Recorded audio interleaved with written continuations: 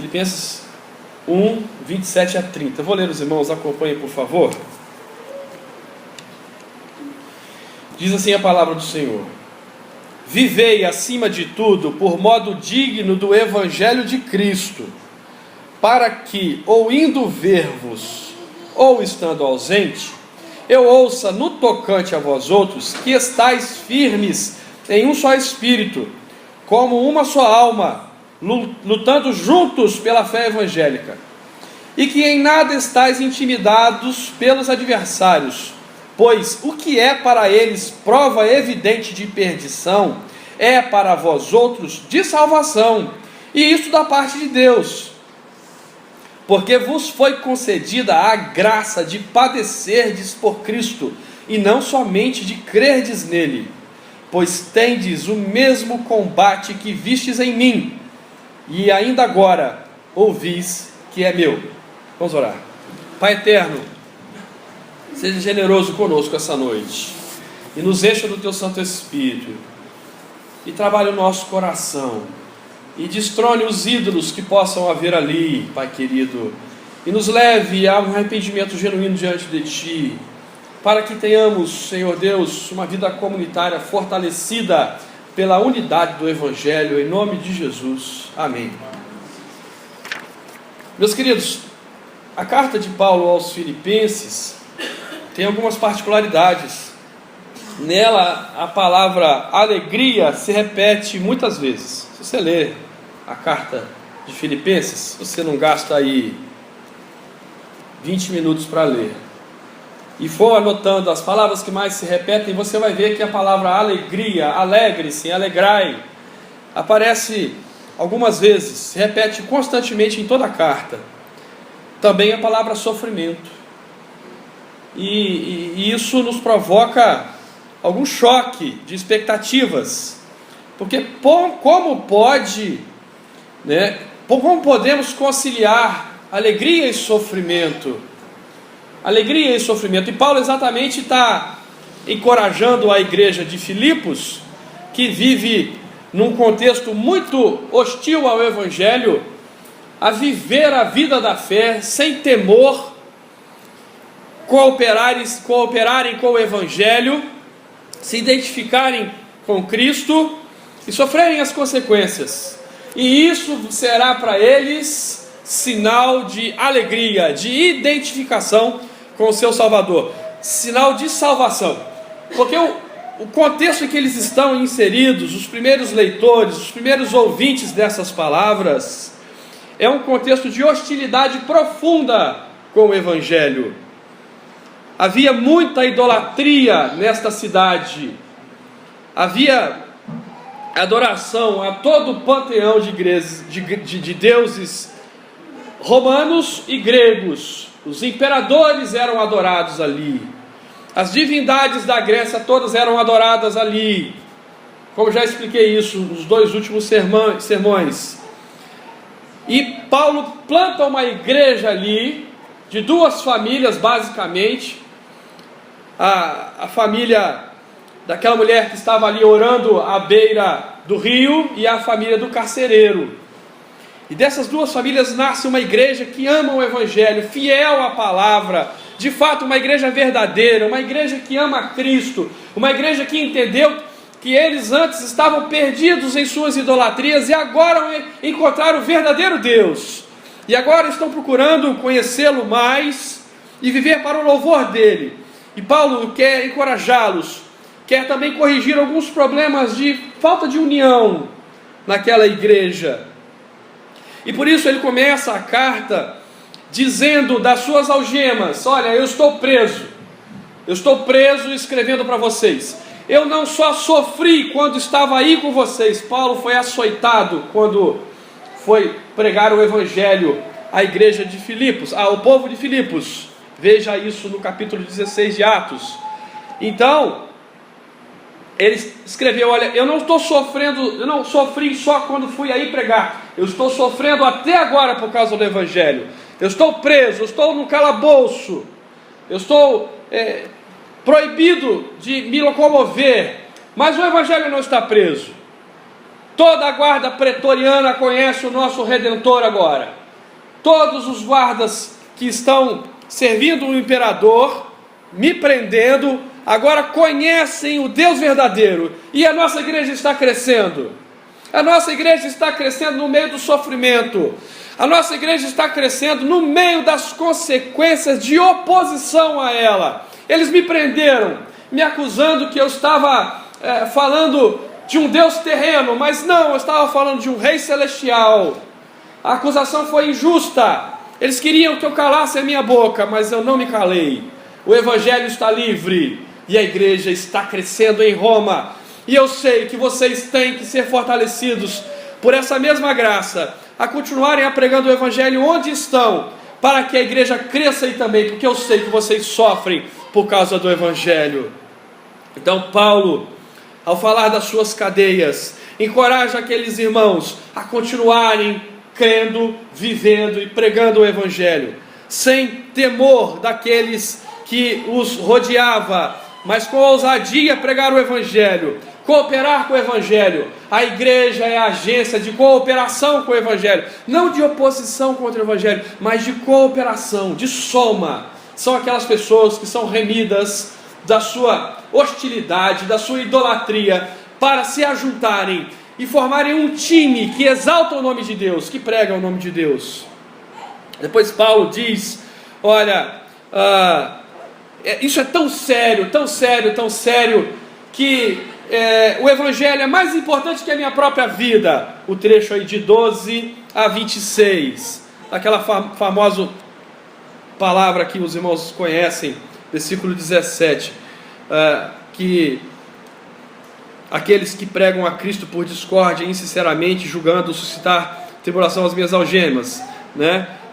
Que as pessoas estavam pregando o evangelho e ele fala, alguns efetivamente proclamam a Cristo por inveja e porfia, outros porém o fazem de boa vontade, esses por amor, sabendo que estou incumbido da defesa do evangelho. Todavia o que importa, uma vez que Cristo de qualquer modo está sendo pregado, quer por pretexto, quer por verdade, também com isso me regozijo, sim, sempre me regozijarei.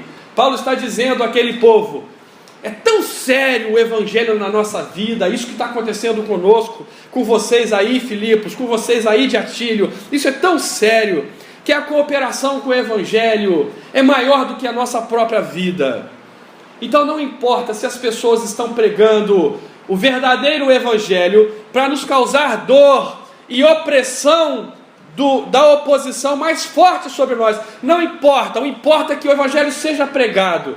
As consequências sobre nós não importam, importa Cristo ser exaltado, porque o grande tesouro da nossa vida, o grande centro da nossa vida é Cristo. Se eu vivo com Cristo, ótimo, eu tenho Cristo, mas se eu morrer, eu vou para Cristo, e a morte para mim é lucro.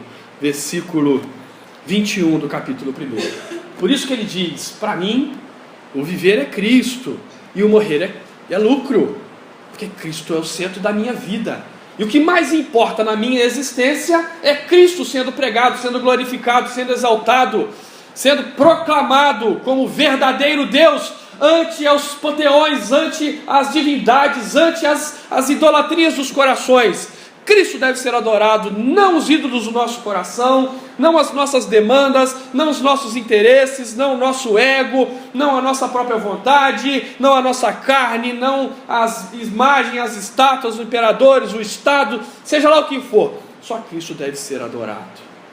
E nós vamos assumir consequências sobre isso. Continuem, ele está completando a ideia agora. Vivei acima de tudo por modo digno do evangelho de Cristo. Continuem. É essa a vida cristã mesmo. A vida cristã é uma guerra, é uma luta, é uma corrida, né? Paulo, toda vez que vai falar da vida cristã, ele fala disso, da luta, da guerra, da corrida. É como um atleta que está desferindo golpes em si mesmo para se subordinar a Cristo. É como aquele que se lança uma longa corrida. Eu falei isso hoje cedo aqui, e correr não é fácil, gente. A gente começa a correr aí, né, Ezequiel aí se preparando, primeiro 500 metros já, rapaz, por que eu não fiquei em casa, né? Aí tentação, né? Por que você não ficou lá lanchando aquele x-tudo? Por que você não foi atrás de um brigadeiro, né? Por que você não arrumou um prato de feijão para você comer? O que você está fazendo aqui, né? E aí a gente continua, a gente vence aqui, não, eu quero ser aprovado lá na prova militar, ou eu quero perder uns quilos, eu estou passando mal, preciso tirar minha vida sedentária, e você continua, e você enfrenta a dor, aí daqui a pouco, no próximo quilômetro, já começa a doer o calcanhar, né? Não, eu vou vencer essa dor, daqui a pouco vai passar, e dói o joelho, dói o quadril, e vai doendo tudo, né? Às vezes dói até as nossas vísceras, está socando tudo, mas você continua, é uma guerra contra o seu corpo, uma corrida, né? E a gente continua, porque crê que aquilo é benéfico para nós, e essa é a ideia. O maior benefício que você pode ter nessa terra é uma vida com Cristo. Por isso, é uma luta constante que você vai travar contra si mesmo, contra Satanás e contra o mundo. Nossa guerra tem essas 3 frentes, e nós devemos lutá-la de modo digno do Evangelho de Cristo. É uma graça que foi derramada sobre vocês. Este mesmo Paulo, é o Paulo que escreveu Efésios, que mostra com detalhes que a salvação é um dom de Deus. Você não se salva, você é salvo por Cristo te salva. Como lemos em João, agora há pouco, versículo 15, capítulo 15. É Ele que nos escolhe. É graça, é graça. Todos nós que somos salvos do mesmo jeito, pela mesma graça. Ninguém merece. Não tem maior, não tem melhor. Não tem mais merecedor do que outro aqui dentro. Nós somos iguais. É a mesma graça. Portanto, vivei de modo digno do Evangelho de Cristo. Lutem, combatam um bom combate. A igreja agora tornou-se essa agência que forma um exército diante de Deus, bem unido. E Paulo, falando a esta igreja, quer orientá-los que eles devem procurar a união perfeita entre os membros para formar de fato um bloco unido em avanço, em honra para o Evangelho, em prol do Evangelho. Ele continua: para que eu estando com vocês ou eu ausente como estou aqui, eu ouça, eu sempre tenho esse feedback de vocês no tocante a vós outros. Vocês estão firmes em um só espírito, em uma só alma, lutando juntos pela fé evangélica. E essa é a ideia de todo esse capítulo, evangélica. Essa é a ideia de todo esse capítulo, da união em Cristo, da união no mesmo objetivo, na mesma identidade. Somos cooperadores com o Evangelho. Pela graça de Deus, somos cooperadores do Evangelho. E agora devemos viver como esse Evangelho, como um só Espírito, uma só alma, lutando juntos pela mesma fé evangélica. Paulo quer que a igreja de Filipos seja unida neste combate, que não haja buracos onde a tentação, a malícia, a maledicência, as intrigas, as flechas inflamadas do maligno possam penetrar e fazer a igreja perder a sua eficiência de honrar a Deus. Esse povo, essa comunidade tem que se unir no mesmo objetivo e propósito, juntos, num só espírito, numa só alma, pela mesma fé evangélica. Por isso, irmãos, é tão necessário estudarmos juntos a palavra de Deus. É tão necessário a constância nas reuniões para aprendizado. Porque está sendo desenvolvido na mente dos irmãos, pela graça de Deus, uma cosmovisão, uma linha de pensamento, uma forma de enxergar o mundo.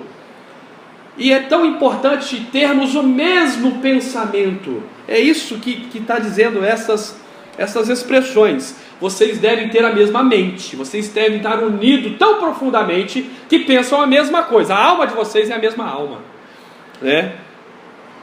Vocês têm o mesmo espírito, vocês estão unidos mentalmente, de coração, não só de corpo, não só de boca, mas essencialmente vocês têm que estar unidos pelo evangélico, pela mesma fé evangélica, não uma fé genérica que pode se aplicar a qualquer coisa, mas uma fé bem específica naquilo que é revelado na sua palavra, naquilo que eles estavam recebendo como ensinamento.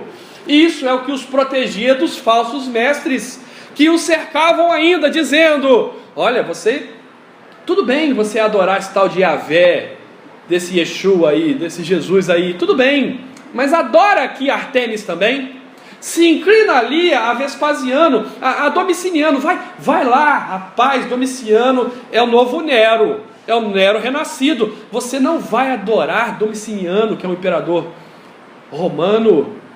Essa era a tentação. Eles não queriam exclusividade, Satanás não quer exclusividade, mas Deus quer, Deus quer, Deus vult, Deus quer exclusividade, Deus quer seu coração todo. Deus não quer você adicionando à fé cristã algo mais. É só Ele. Não tem espaço para dois deuses no seu coração. Isso é idolatria.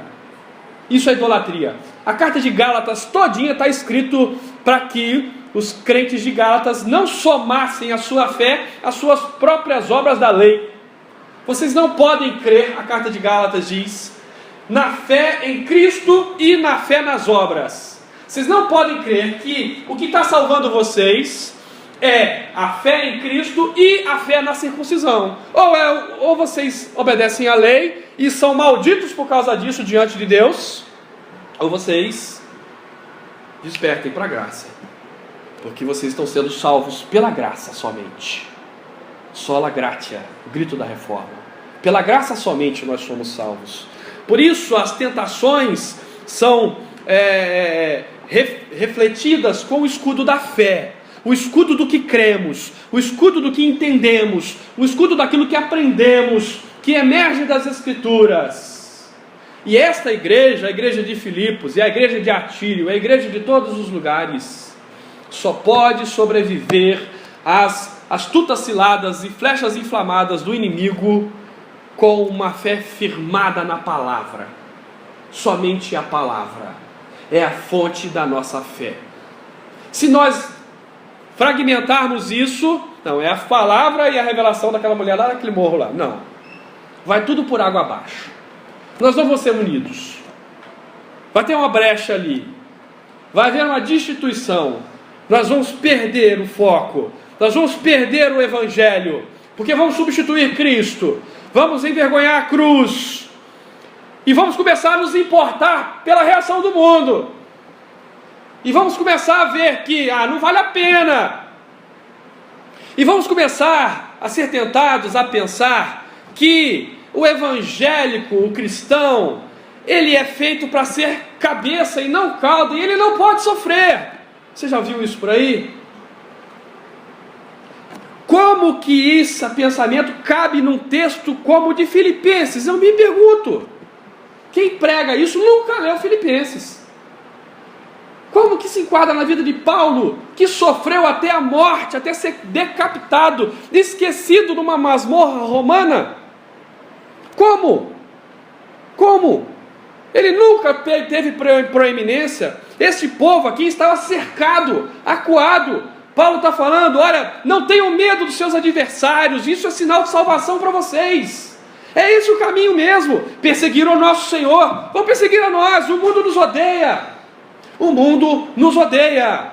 Por quê? Porque odeia Cristo, porque odeia a ideia de que há somente um único Deus, há somente um único caminho. Eles odeiam isso, eles querem trilhar os seus próprios caminhos, eles querem a paz de poder trilhar o caminho que eles estão forjando para eles mesmos.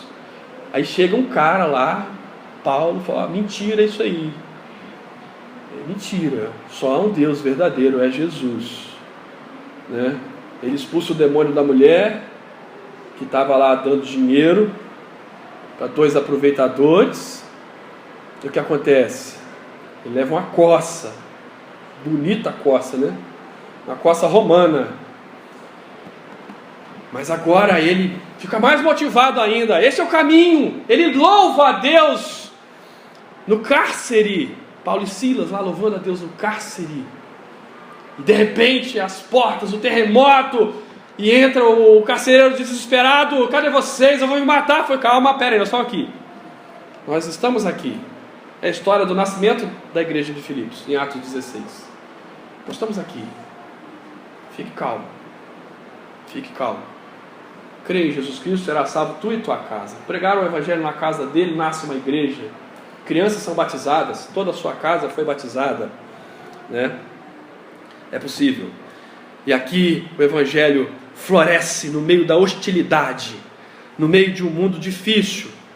E ele fala, versículo 28, eu quero que vocês não fiquem intimidados, mas avancem, vivei acima de tudo, por modo digno do evangelho de Cristo. Pois o que é para eles prova evidente de perdição, é para vós outros de salvação. E isso parte de Deus.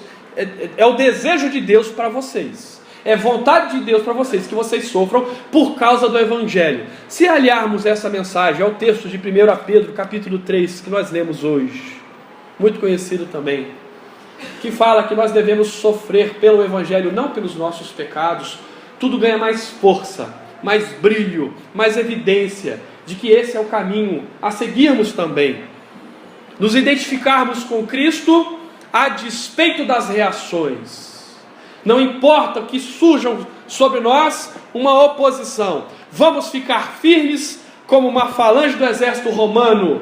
A ideia aqui é uma ideia de guerra militar, de um do lado do outro, com o escudo da fé, costadinho, com aqueles que defendem por cima, com aqueles que defendem por lado, mas todos formando um bloco único, que está firme em Cristo. Enquanto Satanás ataca a igreja, estamos guardados com o escudo da fé. Isso glorifica a Deus. Isso exalta o nome do Senhor. Isso faz o mundo parar e pensar: pô, nós estamos errados então. Esse povo, a gente fala mal deles. Eles antes eram pecadores aqui como nós, agora eles querem dizer para nós que nós estamos errados. É isso mesmo. É isso mesmo, você tem razão. Mas eles ficam com raiva disso. Que autoridades eles têm? A de Cristo. Porque é a Bíblia que nos mostra isso. Então eu passo a ser um agente daquele que vai lá mostrar: irmão, olha, da mesma forma que eu vi, se Deus quiser, você pode ver também. Olha o que eu vi aqui. Olha o que eu vi, que Cristo é o Senhor da minha vida. Que Cristo é aquele que deve ser adorado do jeito que Ele quer. Eu não posso inventar um Deus para mim. Eu não posso inventar um culto para mim. Eu tenho que seguir a palavra dele. Vamos juntos adorar juntos? Não. Aí começam a falar mal de nós. Eles estão falando que eles estão certos. Eles estão falando que só é o único caminho. Que só Jesus leva a Deus. Que só... É verdade. Então, a ideia é exatamente essa. Quando eles estão falando mal de vocês, eles estão glorificando a Cristo. Eles estão glorificando a verdade, aquilo que vocês creem. Para eles é uma prova de perdição. Eles estão loucos. Endoideceu, né? Olha lá, virou crente, está com a Bíblia do braço, vai para a igreja de novo. Por que ele tem que ir na igreja todo domingo, né? Por que você vai todo domingo e fica lá todo domingo, esse tempo todo lá? Porque está lá meu povo. Porque está lá aqueles que foram salvos igualmente comigo. Nós nos fortalecemos. Nós fazemos parte de um time agora. E estamos sendo fortalecidos para honrar o nome daquele que nos salvou. Mesmo que as pessoas nos apertem e digam coisas fantasiosas sobre nós, nós vamos continuar. Isso é prova evidente da perdição daquele que vos acusa, mas prova de salvação para nós. E isso parte de Deus. Isso é uma graça que caiu sobre a igreja de Filipos, e pode cair sobre nós também. Que assim seja, porque vos foi concedido a graça de padecerdes por Cristo. Padecer não é dormir em berço esplêndido, não. Padecer é sofrimento, é acusação, é injúria, é chacota, é maledicência contra nós enquanto estamos fazendo certo. É fofoquinha mesmo. Olha lá, estão fazendo o quê? É isso, é essa pressão. Vocês tiveram essa graça. Isso é identidade com Cristo. Isso é identidade com a palavra. Isso é sinal para vocês de salvação, para eles de perdição. Se eles não se arrependerem do que eles estão fazendo, eles vão para o inferno. Porque de fato, só há um caminho, uma palavra, um só Deus, uma salvação. Irmãos, o que me deixa triste ao perceber isso é que a igreja evangélica mundial tem perdido isso. Tem cedido às tentações de se conformar com o mundo, a fim de que o mundo pense: poxa, agora que eles estão parecidos conosco, nós vamos falar que eles são legais. Só que nisso lá se vai o evangelho. Nessa tentativa de se parecer com o mundo, lá se vai o evangelho. Porque não tem como nos parecermos com o mundo se vivermos o evangelho. Impossível.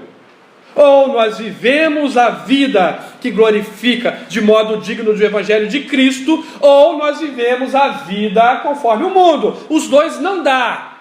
Não dá. Não dá para imitar o mundo e querer imitar Cristo. João 15 deixa isso claríssimo nas palavras de Jesus. Ou vocês vão me seguir e o mundo vai odiar vocês porque o mundo me odiou, ou vocês não vão me seguir e o mundo vai amar vocês. E o mundo vai aplaudir vocês. Cara, esses caras são legais. Eles não nos incomodam. Eles falam de um tal de Jesus lá, mas eles não nos incomodam. Eu nunca precisei mudar para conviver com eles. Eu nunca precisei mudar para estar naquela igreja. Eu continuo aqui com minhas amantes, com os meus pecados, com os meus vícios, com minha boca suja, com meu pensamento impuro, com a maledicência nos meus lábios. Nunca precisei mudar. Nunca me incomodaram. Eles são legais. Mas diante de Deus, o que iremos ouvir se andarmos assim, eu nunca vos conheci. Quem são vocês? Não sei quem você não. Você nunca teve identidade comigo. Quem é você? Sai, apartai-vos de mim. Apartai-vos de mim para o fogo eterno. Vocês nunca tiveram identidade comigo. Como querem ter comunhão comigo agora? É isso que nós temos que pensar como igreja. Se eu não quero identidade com Cristo aqui, como ousarei bater na porta do céu e dizer: eu quero entrar aí? Você nunca teve intimidade comigo na terra, como que você quer entrar aqui? Mentira, você não quer. Você não quer. Lembrei agora, podia ter trazido isso aqui, uma entrevista com o Zeca Pagodinho. E perguntaram para ele sobre esse negócio de céu e inferno. Zeca Pagodinho, do pagode mesmo, mas que sabe. Perguntaram para ele esse negócio de céu e inferno. Ele falou: rapaz, o inferno parece ser meio chato, né? Não vai ter cerveja, não vai ter roda de samba. Oi? O que eu falei o quê? No céu não vai ter essas coisas, perdão. O céu vai ser meio chato mesmo. Não vai ter cerveja, não vai ter roda de samba, não vai ter aquela mulherada rebolando para nós, bulinar, né?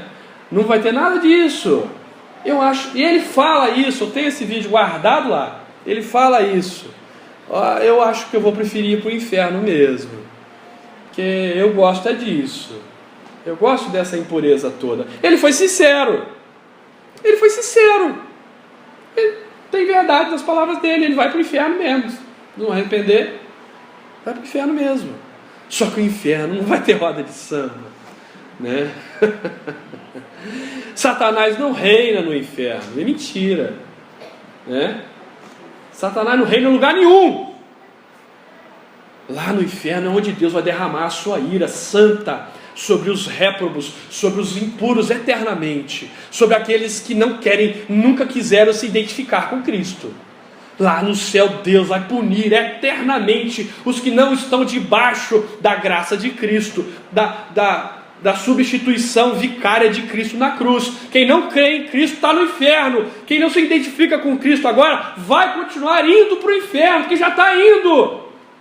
Já está indo. Se negarmos a Cristo com a nossa boca e com as nossas atitudes, com a nossa identidade.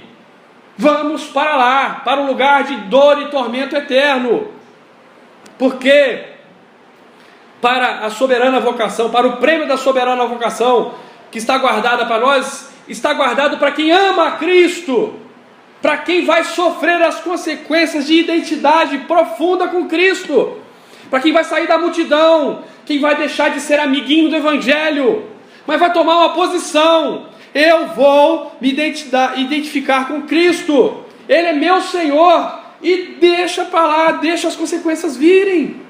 Ele é meu Senhor, eu vivo por Ele, Ele é que derramou sobre mim graça sobre graça, Ele que fez o que eu nunca poderia fazer, Ele que realizou o impossível para mim. Por isso devemos nos fortalecer numa só fé, num só corpo, numa só alma, para formarmos um bloco coeso contra os falsos mestres que estão aí relaxando o Evangelho, diluindo o Evangelho, tornando o Evangelho homeopático, tão diluído, que não tem nada lá dentro. Tem nada. Tem uma água religiosa que usa o nome de Cristo, mas não tem um Evangelho. Por isso, tendes o mesmo combate que vistes em mim, e ainda agora que eu vis que é meu. Olha para mim, Paulo está dizendo, olha para mim, onde eu estou? Você está em Roma preso, nós sabemos. Você está em jaulas, em algemas. Por que eu estou aqui? Porque eu preguei a verdade bíblica, a palavra de Deus, e eles se iraram contra mim. E os judeus que deviam abraçar essa verdade, rejeitaram essa verdade. E agora eu estou aqui. Mas o Evangelho não está preso. Eu estou preso com Cristo. E não importa se eu estou aqui dentro desse calabouço, lá fora, indo com vocês aí, ou aqui ausente. Eu quero que o Evangelho cresça. Eu quero que o nome de Cristo seja exaltado. Ele é o único caminho. Ele quer santidade de nós. Quer que o seu povo seja santo. Se policie. Largue seus vícios. Que o ego de cada um dos cristãos seja destruído. Mastigado mesmo. Quebrado pela graça de Deus, para que nos tornemos irrepreensíveis e sinceros, filhos de Deus inculpáveis, no meio de uma geração pervertida e corrupta, na qual resplandeceis como luzeiros do mundo. Versículo 15 do capítulo 2. Esse é o objetivo da carta, conformar aquele povo em irrepreensíveis e sinceros filhos de Deus. Esse é o objetivo dessa carta para nós aqui em Atílio Viváqua. Nós precisamos santificar as nossas vidas para viver de modo digno do Evangelho de Deus, mesmo que soframos consequências. Se vierem consequências bíblicas, não por nossos pecados, mas por nossa identidade com Cristo, amém. Será a graça de padecermos o Evangelho de Cristo.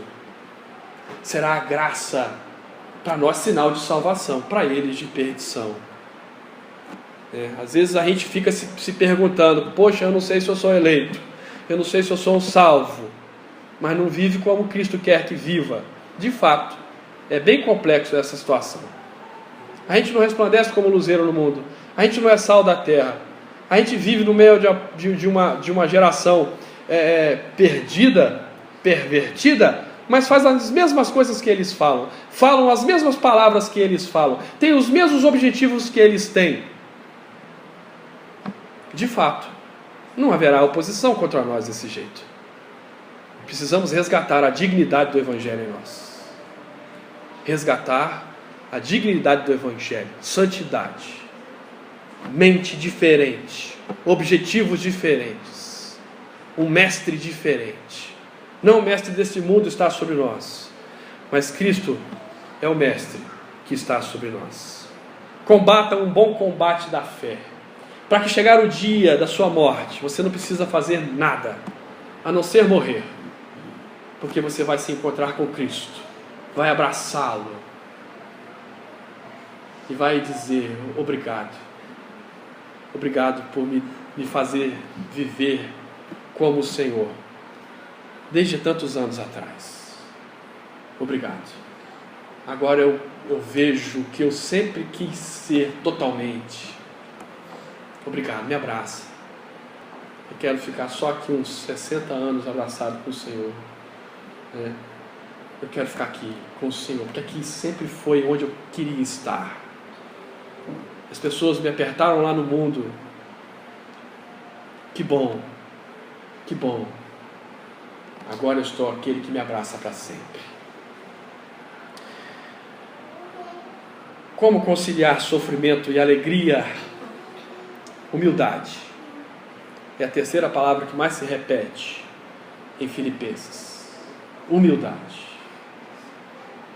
A soberba, o coração soberbo é rejeitado por Deus, mas o coração humilde. O coração humilde, sincero diante de Deus, é sinal de uma graça sendo trabalhada em nosso ser. Nós devemos nos juntar como um só povo, humilde, que nega a si mesmo, que diz o que está escrito lá em Marcos capítulo 8, versículo 35. Se alguém quer vir após mim, a si mesmo se negue, tome a sua cruz e siga-me. Quem quiser, pois, salvar a sua vida, perdê-la-á. E quem perder a vida por causa de mim e do Evangelho, salvá-la. Onde está a sua vida? Você está ganhando a sua vida no mundo? Você quer um Cristo que te ajude a ganhar as coisas que todo mundo tem aí no mundo? Que todo mundo é aí no mundo? Você quer que o seu nome brilhe? Olha o que nós cantamos hoje. Houve sinceridade que nós cantamos hoje? Que ele cresça e eu diminua? Onde está o seu coração? O que você tem como objetivo de vida? Quem é seu mestre? A identidade com o Evangelho é uma marca na sua vida? É uma marca na sua vida? Você está assumindo posição, levantando o escudo da fé contra os dados inflamados e dizendo, não importa a oposição, seguirei o meu bom mestre? Seguro estou, não tenho temor do mal, né? Pois estou guardado pela fé em seu poder, não posso duvidar deste amor leal que nós cantamos hoje, pois é Ele a quem me faz permanecer. No poder de Cristo Mestre, minha vida salva está. Do perigo que cercar a minha vida, Ele poderá livrar-nos. Seu poder eterno sempre nos susterá. Confie nisso e viva, acima de tudo, por modo digno do Evangelho de Cristo. Esta é a nossa missão. É isso que Cristo está nos chamando a fazer. Vamos orar mais uma vez. Ó Deus de amor, de imensa bondade, Deus gracioso, que mesmo sem precisar de nós, escolhe, Senhor Deus, que nós resplandeçamos a Tua luz nessa terra. Escolhe se aproximar de nós para nos transformar, para nos livrar dos nossos pecados, para nos limpar, para cuidar de nós, como uma vinha, como uma criação Sua, e nos cerca de carinho, e nos cerca, Senhor Deus, de cuidados, e nos cerca da Tua palavra, e nos cerca, Senhor Deus, de muitas, Senhor Deus, advertência, para nós não perdermos o foco da nossa existência, que é viver para a glória do Teu nome, que é viver para a glória de Cristo, aquele que morreu naquela cruz sangrenta, para nos redimir todos os pecados. Ajuda-nos, Senhor Deus, fortalece-nos, ó Deus, como um só corpo, um só povo, uma só alma, um só espírito, para batalharmos, Senhor Deus, o bom combate da fé, juntos, irmanados, lado a lado, um protegendo o outro com o escudo da fé, contra o mundo mau que nos rodeia e nos odeia por causa da nossa identidade contigo mesmo. Ajuda-nos, Senhor Deus, desperta, quebra o coração duro, Senhor Deus, não nos deixe, Senhor Deus, nos tornarmos mais duros do que domingo passado, a ouvir a verdade do Evangelho mais uma vez, mas quebre o nosso coração e nos faça dobrar os joelhos de arrependimento diante de Ti, de reconhecermos que temos vivido uma vida indigna do Evangelho que nos foi dado graciosamente, que devemos despertar para uma vida santa, pura, irrepreensível diante de Ti, Senhor, que é possível sim avançarmos em santidade diante de Ti, largarmos essas coisas que repetidamente temos cultivado em nosso coração, abandonar o nosso pecado, abandonar as tentações, abandonar aquelas práticas que nós sabemos que te envergonham, Senhor, Pai querido, fortalece a tua igreja, aviva o teu povo, aquece o nosso coração com a verdade do Evangelho, com a sã doutrina, Senhor Deus. Não nos faça ser contados como aqueles que não suportam a sã doutrina, mas, Senhor Deus, nos faça identificar com a tua palavra verdadeira e nos juntar como um só povo, uma congregação forte, para fazer diferença nessa Tire Viváqua, Senhor Deus, nossa região, para pregarmos e vivermos o Evangelho a todo custo, Senhor, a custo da nossa reputação perante a sociedade, a custo, Senhor Deus, sei lá do que as pessoas possam inventar de nós, mas que coloquemos a cooperação com o Evangelho em maior grau em nossas existências, em nossa vida, Pai querido, para testemunharmos profundamente de Ti.